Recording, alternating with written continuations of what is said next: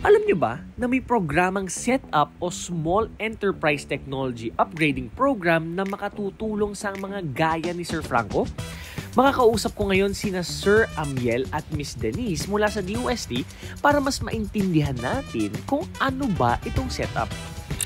What is up? Now we are joined by the amazing people of DOST, and as you can see, they are not just one but two. One from the provincial office and another from the regional office to walk us through ano nga ba yung program nila, which is called Setup. So makakasama natin si Sir Amiel and si Ma'am Denise. We've heard po of this program Setup. Gusto po naming malaman kung ano po ba siya, paano po siya nag-start. Can you walk us through po dun sa history ng Setup? Ang Setup actually started 2002 sa national strategy covering different sectors. Pwede sa food processing, sa agriculture, sa metals and engineering. Ano po ba yung mga pwedeng makasama dito? Pwede po ba yung mga sari-sari store owners, yung mga nasa palengke? Pwede po ba silang mag-join dito sa Setup na program ninyo? Yung concentration kasi ng ating program, it's sa manufacturing side. Kasi we believe on that sector, sila yung nakakapag-generate ng maraming employment. Aim naman lagi ng government is to boost yung economy ng bansa. Objective ng Setup is to improve the productivity level ng isang kumpanya. With the technology interventions na pwedeng i-provide ng DOST, it will improve yung productivity and the product quality ng isang negosyo and maging competitive siya sa market. Actually, nag-start talaga siya on the provincial level, no, yung pag-apply. Nag-undergo muna kasi siya ng tinatawag natin na technology needs assessment. It's a tool na ginagamit natin to assess, evaluate kung qualified ba siya. Kayo basically on the ground. Na kunyari sa isang province, merong gustong lumapit na negosyo. So how do you conduct itong mga assessments ninyo? Yung mga clients natin, lalapit sila sa amin to inquire further kung ano ba yung details ng ating programa. And then from there, mag-i-schedule kami nung tinatawag nga nating technology needs assessment. Doon ay pupunta kami sa mismong production site ni client.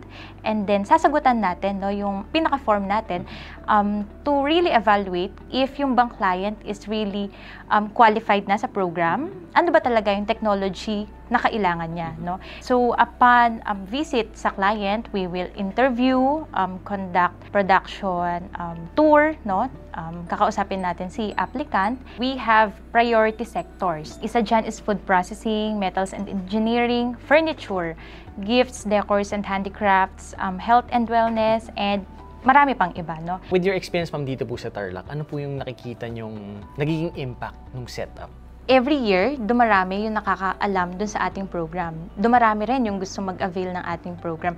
In fact, as of today, meron na tayong 39 completed project. Ibig sabihin, tapos na yung implementation ng project, na-transfer na sa kanila yung ownership ng equipment. On the other hand, we have 49 ongoing projects, no, sa buong province ng Tarlac. From the name itself ng program, Small Enterprise Technology Upgrading Program, we cater yung mga manufacturers or clients na existing na yung business. So, hindi po ito pwede for startups or yung mga 1 year pa lang in operation. Kasi nagsisimula pa lang. So, minimum requirement is 3 years. Yes. Okay. May mga documentary requirements tayong hinihingi, no? Una, of course, ikaw ay legally operating. Kailangan din natin yung kanyang financial statements for the past 3 years. Maganda yung na-mention ni Ms. Dang na 3 years in qualification for the Setup. But even below 3 years, pwede silang pumunta kay DOST, lumapit. Kasi meron tayong ibang programs. Assistance na pwedeng maibigay sa kanila. Sa below 3 years. Yes.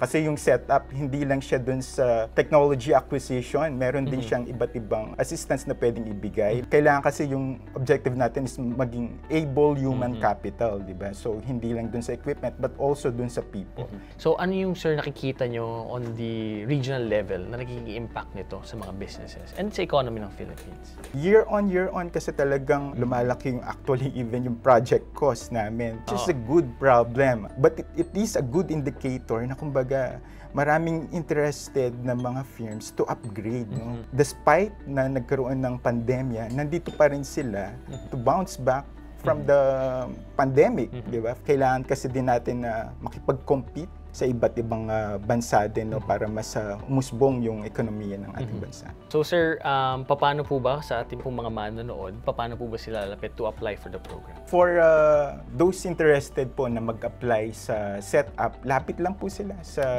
ating provincial offices. Pwede niyo po kaming i-reach out through our Facebook page. I-search niyo lang po yung Department of Science and Technology Tarlac, or you may visit po yung aming office sa mismong Tarlac State University main campus.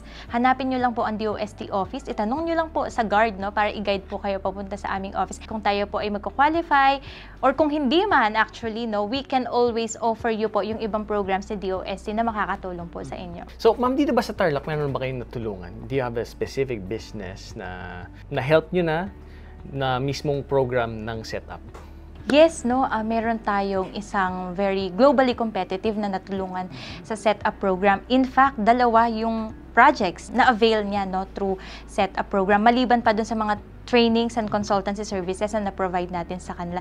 Ito po si Golden Crown Petals and Herbs. Guys, now narinig natin sa ating mga experts all about setup. Pupuntahan naman natin mismo yung isang entity na kanilang natulungan dito sa Tarlac. So sir, maraming salamat, Maraming salamat po again, and ma'am. Thank you very let's go. much. Samahan nyo kami.